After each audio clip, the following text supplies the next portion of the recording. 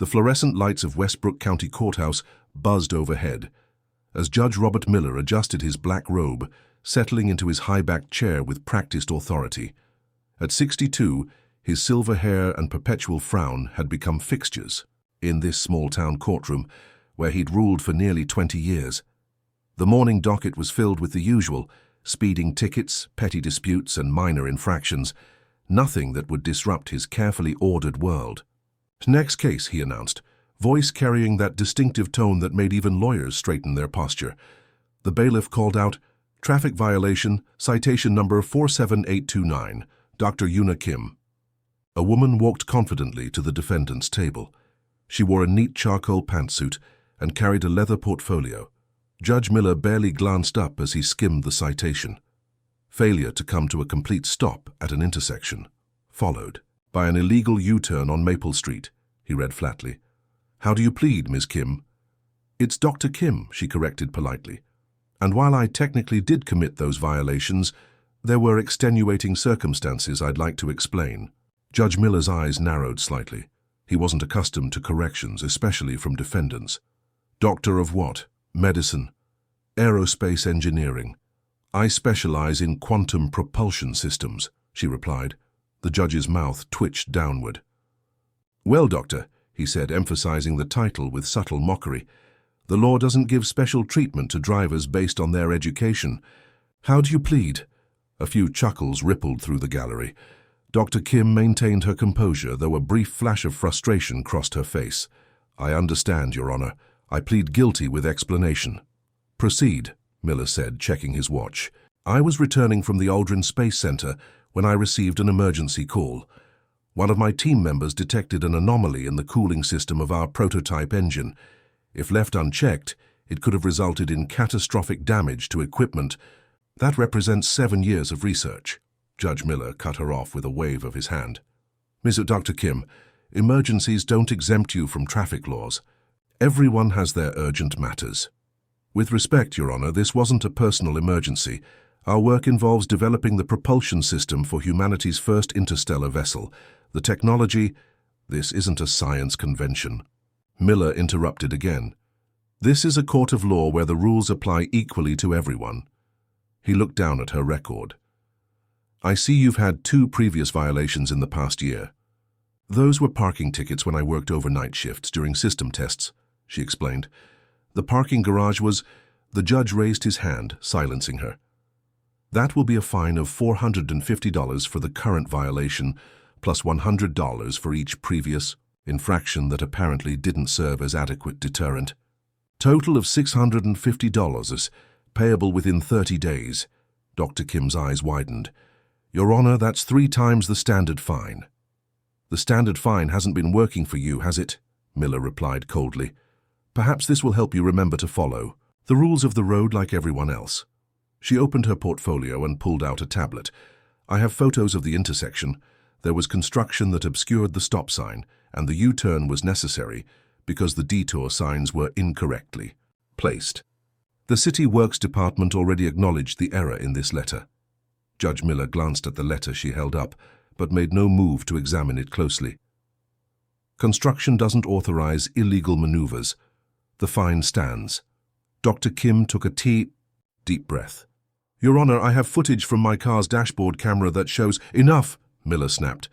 "This court has a full docket today.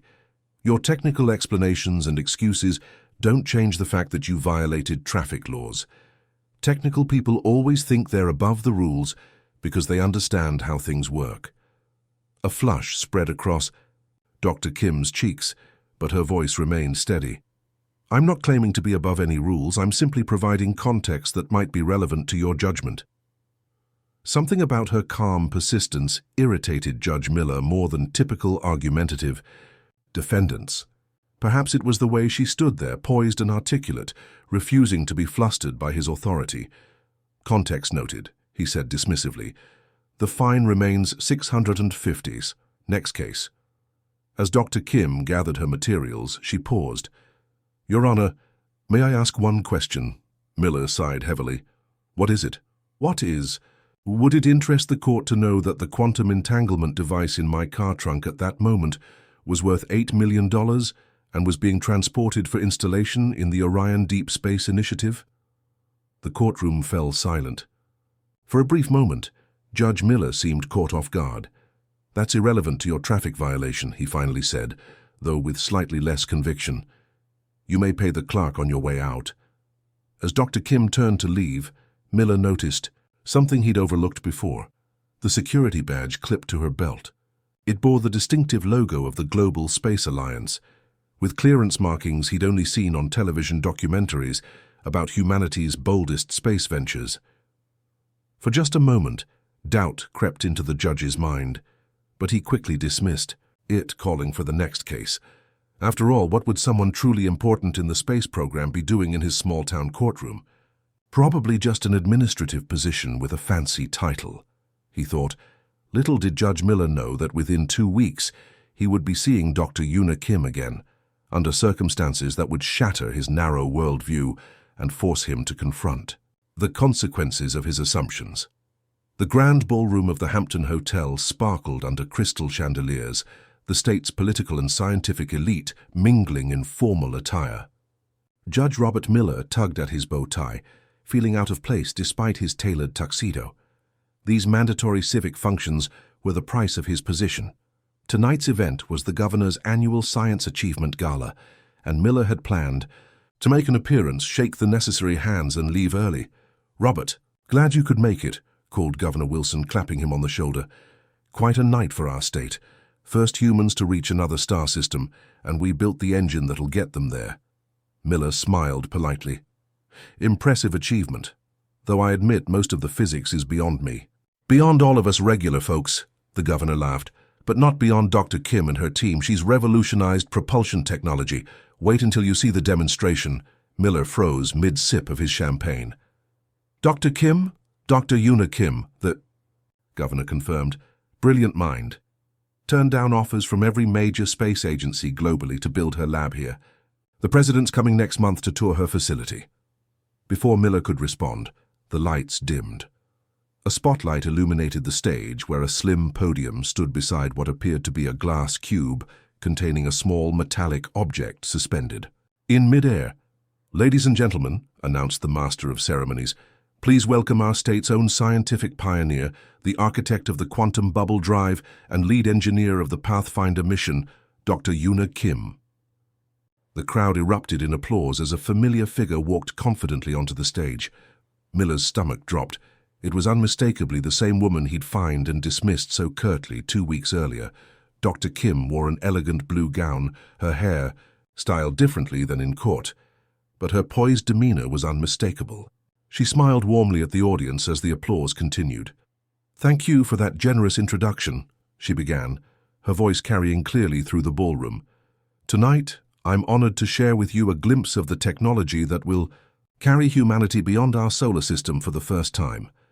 Miller listened in growing disbelief as she explained how the floating object in the glass cube demonstrated principles of quantum mechanics that her team had harnessed for propulsion.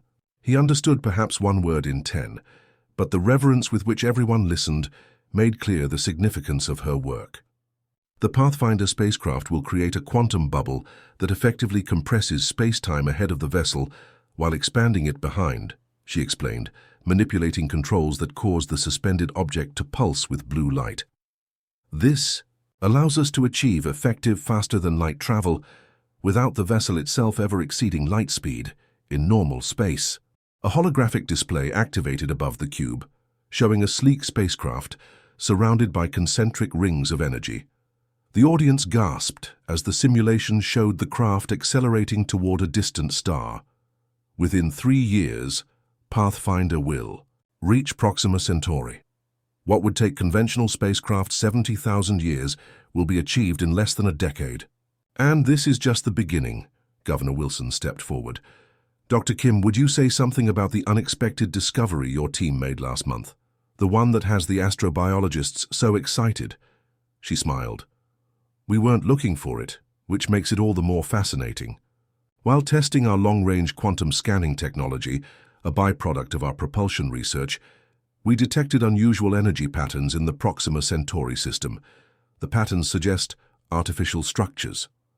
A murmur swept through the crowd. Are you saying, the governor began. I'm saying that we may not be alone, Dr. Kim replied carefully, and Pathfinder will be the first human-made object to investigate up close. The hologram shifted to show detailed scans of geometric anomalies orbiting Proxima Centauri B. Miller, like everyone else, stared transfixed at what appeared to be massive artificial structures in orbit around an alien world. When the lights came back up after her presentation, Dr. Kim was immediately surrounded by admirers, including 3 international ambassadors and the Secretary of Defense. Miller stood rooted in place, champagne forgotten in his hand. "Incredible, isn't it?" said a voice beside him. Miller turned to find Professor Lee, a physics teacher from the local community college, whom he'd met at previous functions. "She's remarkable," Miller managed. "You have no idea," Professor Lee chuckled. "She's solved quantum gravity equations that stumped the best minds for a century, and she's as humble as they come. Last month, one of her robots detected strange crystalline formations during deep-sea testing, completely unexpected life forms using silicon instead of carbon. Instead of claiming the discovery, she insisted the oceanography team take full credit." Miller nodded mutely, watching as Dr. Kim expertly fielded questions from a Nobel laureate across the room. "The most impressive thing," Professor Lee continued, "she built half her original prototype in her garage. When the government funding was delayed, she sold her house to keep the project going, lived in her lab for a year." The governor was now leading Dr. Kim toward their corner of the room. Miller felt a cold sweat break out on his forehead. "Judge Miller," Governor Wilson boomed, "I'd like you to meet the woman who's putting our state on the interstellar map." Dr. Kim's steps faltered almost imperceptibly when she recognized him.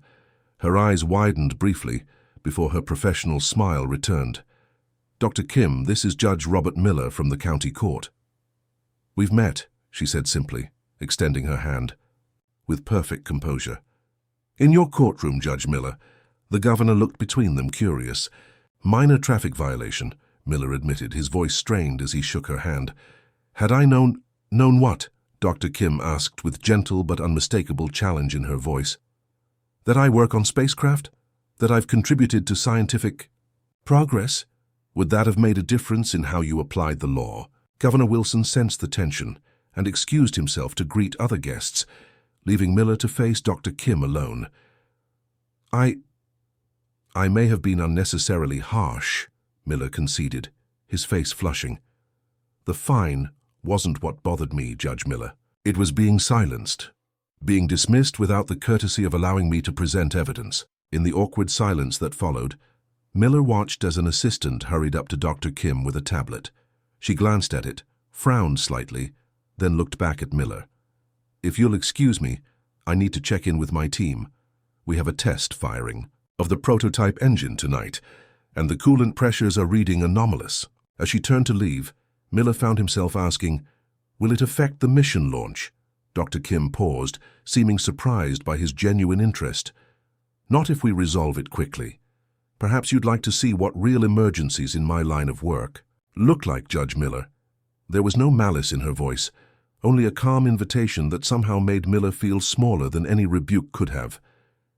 Judge Miller stood alone at the edge of the reception, watching Dr. Kim across the room as she spoke with a cluster of admiring scientists. His champagne had gone flat, much like his earlier confidence. The weight of his misjudgment pressed uncomfortably on his shoulders. After 20 minutes of internal debate, he finally set down his glass and made his way toward her. As he approached, he overheard snippets of her conversation about quantum field stabilizers and something called the Alcubierre threshold. The technical terms flew over his head, but her enthusiasm was contagious, her hands animating complex concepts with graceful movements. When there was a break in the conversation, Miller stepped forward. "Dr. Kim, might I have a word?" The scientists around her glanced at him with mild curiosity before politely excusing themselves. Dr. Kim turned to face him, her expression neutral but attentive. "I owe you an apology," Miller began, his voice quieter than he intended. "My behavior in court was unprofessional." Dr. Kim studied him for a moment. "Thank you for acknowledging that, Judge Miller. I made assumptions that were unfair. He continued. I didn't listen when I should have. A slight softening appeared in her eyes. We all make assumptions. The question is whether we're willing to correct them when confronted with new information. Miller nodded, relieved at her gracious response. I'd like to better understand what you do, if you're willing to explain it to someone whose scientific education stopped at high school physics. This earned him a genuine smile. I appreciate curiosity at any level. She gestured to two nearby chairs. Shall we sit? For the next 20 minutes, Judge Miller listened as Dr. Kim explained her journey from a small apartment above her parents' grocery store to becoming the architect of humanity's first faster-than-light propulsion system.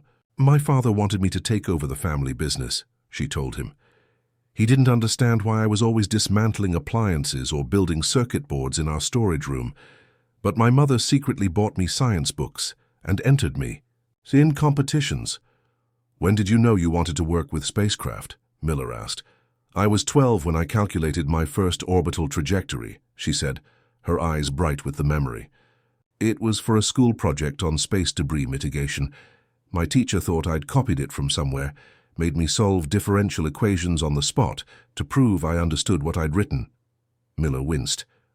I imagine that wasn't the last time you had to prove yourself. Far from it, she sighed. At university, a professor returned my quantum mechanics paper with a C, saying it was too ambitious. 3 years later, that same paper was published in the Journal of Theoretical Physics. And now you're sending humans to the stars, Miller said with genuine admiration. Dr. Kim shook her head. Not alone, I lead an incredible team. We're all... Her sentence was cut short by an urgent beeping from her wristband. She tapped it, and a holographic display sprang to life between them, showing a series of rapidly changing numbers and what appeared to be a schematic of an engine component. What's happening? Dr. Kim demanded, her demeanor shifting instantly to focused intensity. A man's voice came through clearly. We've got a critical pressure buildup in the auxiliary cooling system for the quantum field generator. Primary fail-safes aren't responding. Have you contacted Dr. Park? She asked, fingers flying over the holographic controls. He's on site, but the containment protocols locked him out of the main lab. June is trying to override, but we're looking. At less than 10 minutes before the field destabilizes. Dr. Kim's expression remained calm, despite the obvious urgency. Pull up visual of the central chamber. The hologram shifted to show what looked to Miller like a massive metal ring surrounding a pulsing blue sphere of energy. Red warning symbols flashed around several sections. Judge Miller, I apologize, but this is an emergency, she said, standing quickly. Of course, he replied, rising with her. Is there anything I can do? She hesitated, then nodded. Actually, yes, I need someone to take notes while I work through this. Can you write down exactly what I say? Miller blinked in surprise but quickly retrieved a small notepad from his jacket pocket. Ready? Dr. Kim turned back to the hologram. Tay, are you there? A new face appeared in the display, a middle-aged man with wire-rimmed glasses and a worried expression. Here, the coolant valves are completely unresponsive. Manual override codes aren't working, added another voice belonging to a younger man whose fingers were visible, typing frantically on an off-screen keyboard. That's June Lee, our systems engineer, Dr. Kim explained briefly to Miller before turning back to the crisis. Tay, remember the simulation we ran last month with the pressure differential? I think we're seeing quantum resonance affecting the physical components. Dr. Park's eyes widened. Of course, the field is influencing the molecular structure of the valve mechanisms. Exactly. June, bypass the main computer and access the emergency. Terminal in Section 4. We need to initiate a controlled power reduction to the quantum field generator. Miller wrote furiously, oddly thrilled to be witnessing this real-time problem-solving at the highest level. The code sequence is AKT 937 Omega Delta, Dr. Kim dictated. Judge, write that down exactly, please. Miller complied, underlining the sequence. Executing now, June reported. But it's not accepting the command. Dr. Kim closed her eyes for a brief moment. When she opened them, there was a new clarity in her gaze. The quantum field has expanded beyond predicted parameters. It's affecting the electronics now. We need to think unconventionally. She turned to Miller. "Judge, do you see that metallic sphere in the background of the video feed, behind June?" Miller squinted at the hologram. "Yes, the silver ball? That's our prototype gravitational wave detector. Tay, if we reverse its polarity and aim it at the quantum field generator, the interference pattern might disrupt the field enough to allow the cooling system to reset." Dr. Park looked dubious. "That's never been tested."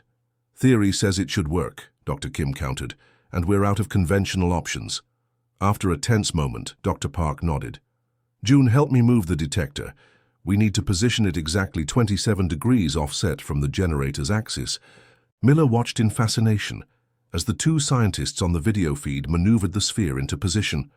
The blue energy field in the background pulsed more intensely, casting eerie shadows across their concentrated faces.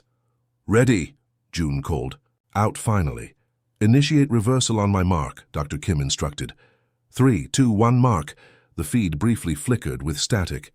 When it cleared, the blue energy field was dimming, its pulsations slowing. "It's working," Dr. Park exclaimed. "Pressure dropping. Cooling system coming back online." Dr. Kim let out a slow breath. "Monitor the quantum stability for the next hour. If there's any fluctuation above 5%, shut everything down and call me immediately." After receiving confirmation, she closed the holographic display and turned to face Miller. To his surprise, she looked somewhat embarrassed. "I apologize for involving you in that," she said. "It wasn't exactly how I planned to continue our conversation." Miller shook his head in disbelief. "Don't apologize. That was incredible. You just solved a crisis that could have been catastrophic, using nothing but your intellect and quick thinking." "It's what we do," she replied simply. "Every day we're pushing boundaries of what's possible. Sometimes those boundaries push back." Miller looked down at his notepad, filled with technical terms he didn't understand. "I think I'm beginning to grasp what you meant by emergency that day in my courtroom." Dr. Kim smiled. "Perhaps you'd like to see more? We're conducting a full system test tomorrow morning. You'd be welcome to observe if you're interested." The invitation was clearly an olive branch, one that Judge Miller found himself eager to accept. "I'd be honored," he replied, realizing with some surprise that he genuinely meant it. The reception was winding down when Dr. Kim's wristband erupted in a series of harsh, pulsing alarms, unlike the earlier alert. Her face drained of color as she checked the display. "What's wrong?" Judge Miller asked, immediately concerned by her expression. "Catastrophic system failure at the launch facility," she said, her voice tightly controlled. "Multiple explosions reported in the main propulsion. Lab communications are going down across the complex." She was already moving toward the exit as she spoke, all traces of the elegant gala attendee replaced by a focused scientist in crisis mode. Miller followed, watching as she tried repeatedly to establish contact with her team. "No response from anyone," she muttered, frustration evident in her voice. "The quantum field might have destabilized completely. If it collapses while active—" She didn't finish the sentence, but the gravity of her expression told Miller everything. "My driver isn't answering," she said as they reached the lobby. "Everyone's communications must be affected." "I have my car," Miller offered without hesitation. "I can take you there." Dr. Kim assessed him for only a second before nodding. "Thank you. We need to hurry." Within minutes, Miller's sedan was speeding toward the research facility 20 miles outside town, emergency flashes blinking as they raced through the night. Dr. Kim had removed her heels, her formal dress incongruous with the urgency of their mission. "Take the access road at the next right," she directed. "It's faster than the main entrance." Miller complied, tires squealing slightly as he made the turn. "What exactly are we rushing toward?" he asked, hoping the answer wasn't as bad as he feared. "When a quantum field destabilizes, it can create micro-singularities, tiny temporary black holes," she explained, eyes fixed on the road ahead. "Normally our safety systems contain them, but with multiple failures, people could die," Miller finished quietly. "Worse, uncontained singularities could grow. Theoretically, they could consume everything." The weight of her words hung in the car. Miller pressed the accelerator harder. "You've spent your life preparing for possibilities like this," he observed, Dr. Kim's gaze remained forward, but she nodded. My path wasn't straightforward. My family immigrated when I was 8. My father worked 3 jobs cleaning offices while my mother sewed garments in a factory basement. Yet you became a pioneering physicist. A small smile touched her lips, despite the tension. My 4th-grade teacher found me solving calculus problems during recess. She connected me with a university professor who became my mentor. But there were always obstacles, always people who saw my appearance first and my mind second, if at all. Miller felt a pang of recognition, knowing he had been one of those people. The scholarship that got me through college required perfect grades, she continued. I worked nights as a janitor in the physics building just to have after-hours access to the labs. When I proposed my first quantum propulsion theory, a senior researcher tried to claim my work as his own. How did you handle that? Miller asked, navigating a sharp curve in the darkened road. I had documented everything meticulously. Evidence speaks louder than assumptions, she said, giving him a meaningful glance. I learned early to build safeguards against others' prejudices. Ahead, the night sky glowed an ominous orange. As they crested a hill, the research facility came into view, a sprawling complex with one section partly engulfed in flames. Emergency vehicles surrounded the area, lights flashing against the smoke-filled darkness.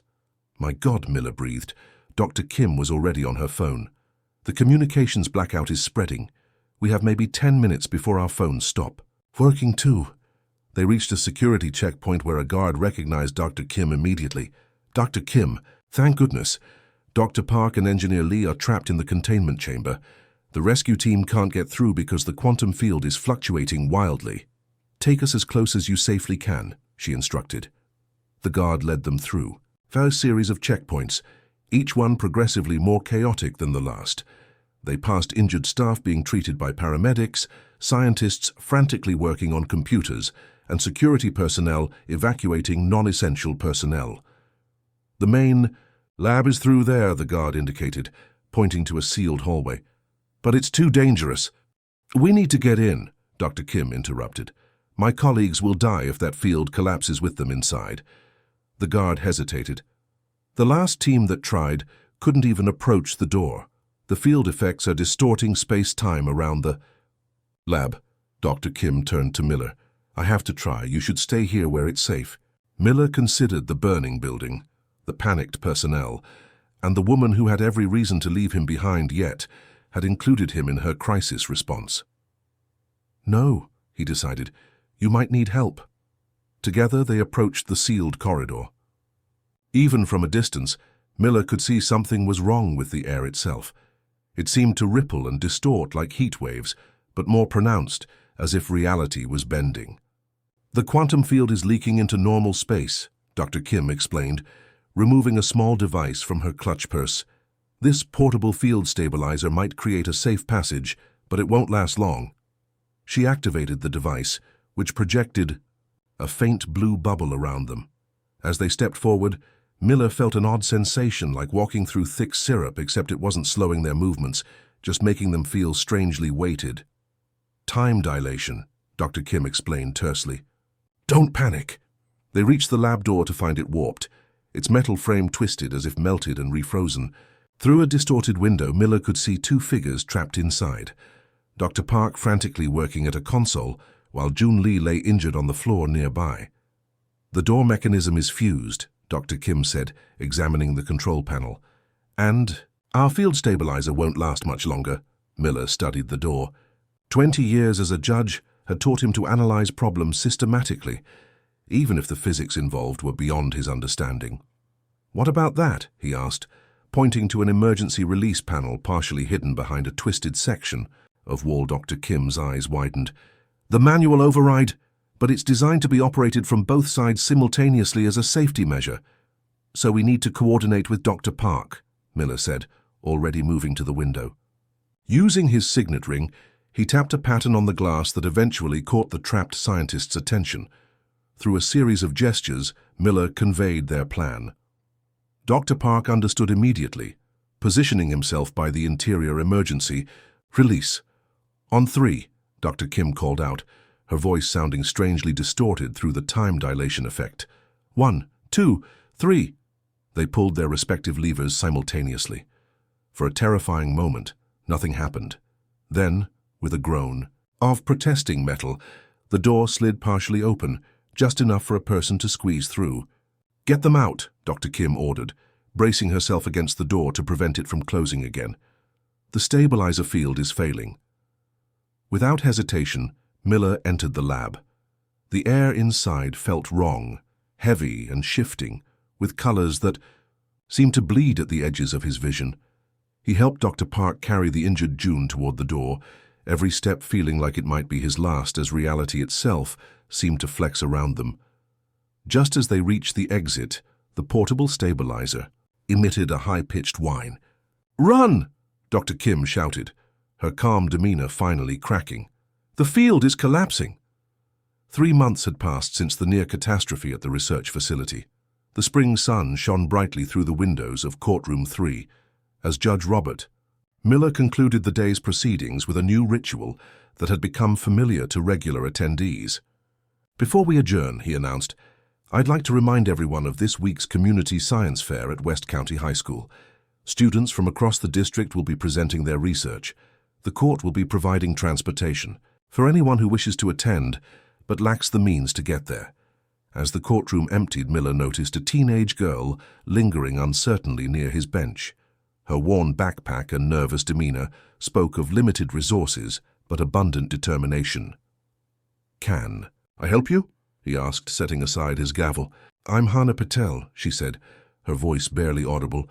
"I got a speeding ticket I can't afford to pay. I was rushing to submit my science competition entry before the deadline." 6 months ago, Miller would have delivered a stern lecture on responsibility and imposed the maximum fine. Today, he gestured for her to sit. "Tell me about your project," he said. Her eyes widened in surprise before she launched into an explanation of her research on algae-based biofuels. As she spoke, her confidence grew, hands gesturing enthusiastically. Miller nodded thoughtfully when she finished. "Instead of a fine, would you be willing to give a presentation about your work to elementary school students as community service?" The transformation in her expression was immediate, from worry to disbelief to joy. "Really, I could do that. Excellence should be shared," Miller said, a phrase he'd heard Dr. Kim use during their many conversations since the crisis. Later that afternoon, Miller drove to the newly rebuilt Quantum Propulsion Research Center. The facility had been reconstructed in record time, with enhanced safety features and expanded capabilities. The near disaster had paradoxically accelerated the program when the world realized how close they were to achieving true interstellar travel. Security recognized him immediately, waving him through to the observation deck where a small group had gathered. Dr. Kim stood before a massive viewport, explaining the final preparations for the Pathfinder mission to her colleagues. "The quantum bubble has been stabilized," she was saying as Miller joined them. "We've solved the resonance issue by incorporating a dual-phase harmonizer into the field generator. Judge Miller's observation about the emergency override system inspired the solution." She smiled warmly when she noticed his arrival. "Speaking of whom, welcome, Judge." The group turned to greet him, their initial surprise at seeing a county judge among them, long since replaced by genuine respect. Dr. Park nodded appreciatively, his arm still in a sling from injuries sustained during the crisis. Engineer Lee gave a friendly wave from his wheelchair, where he continued his recovery. "The final test firing is scheduled for this afternoon," Dr. Kim explained, leading Miller toward a control room overlooking the massive hangar containing the Pathfinder spacecraft. "If all goes well, launch is in 2 weeks." The vessel gleamed under bright lights, sleek, silver, and unlike any conventional spacecraft. Rather than the expected engines, its rear section housed a complex array of rings that would generate the quantum bubble for faster-than-light travel. "It's magnificent," Miller said, genuinely awed. "And you'll be on it?" Dr. Kim nodded.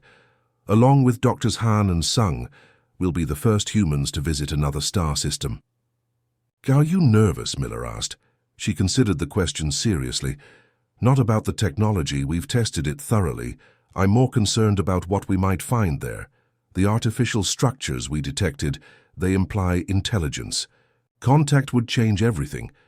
Their conversation was interrupted by a technician announcing the start of the test sequence. Everyone moved to their stations as the countdown began.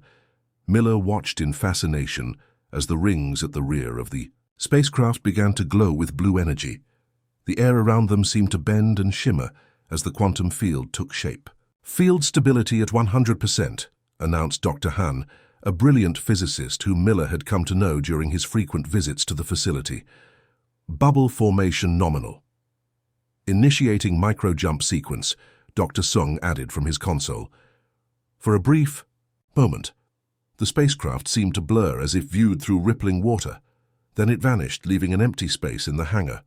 Their collective breath was held for precisely 10 seconds before the vessel reappeared exactly where it had been, the blue glow fading from its rings. The control room erupted in cheers and applause. Dr. Kim turned to Miller with tears in her eyes. "It worked perfectly. A controlled jump of 1 light minute and back, we're ready." 2 weeks later, Miller stood among the VIP observers as the Pathfinder prepared for its historic journey. The spacecraft now rested on a launch pad under the open sky, its hull catching the golden light of sunrise. Dr. Kim approached him in her flight suit, helmet tucked under her arm. "I wanted to thank you before we depart." "Thank me?" Miller asked. "I should be thanking you. Meeting you changed everything for me." She smiled. "Changed us both, I think." "I received your letter about the Scholarship Foundation." Miller nodded. "The Una Kim STEM Scholarship for Underrepresented Youth. The first grants will be awarded while you're en route to Proxima Centauri." "And the mentoring program?" 20 students enrolled already. We're using the courthouse's West Wing for after-school classes until the new Science Center is built. Dr. Kim's expression softened. "From traffic court judge to champion of science education. Quite a journey." "Not nearly as impressive as traveling to another star," Miller countered. "Different paths, same destination. Progress," she replied. "Speaking of which, I have something for you." She handed him a small metallic object shaped like a perfect cube. "What is it?" he asked, turning it in his hands. "A quantum data recorder. When we reach Proxima Centauri, everything we discover will be transmitted back to Earth via quantum entanglement. This device will receive those transmissions instantaneously, despite the 4-year light delay. You'll be among the first to see what we find." Miller was speechless, his fingers tightening around the precious gift. The launch countdown soon began. As Dr. Kim boarded the Pathfinder with her colleagues, Miller joined the observers at a safe distance. The spacecraft rose silently, lifted by gravitational field manipulators rather than conventional rockets. At a designated altitude, the quantum rings activated, surrounding the vessel in a sphere of brilliant blue energy. Then, in a flash that seemed to bend the very fabric of reality, the Pathfinder was gone, carrying humanity's ambassadors to the stars. Miller remained long after the crowds dispersed, the quantum data recorder clutched in his hand. Tomorrow, he would return to his courtroom with new eyes and a transformed perspective. 6 months ago, he had found a woman based on assumptions and prejudice. Today he watched her journey to another star system, while he remained behind to ensure others like her would have fewer barriers on their own journeys of discovery. The morning sun climbed higher as he finally turned to leave, the empty sky, holding the promise of connections yet to be made, both among the stars and here on Earth. The end.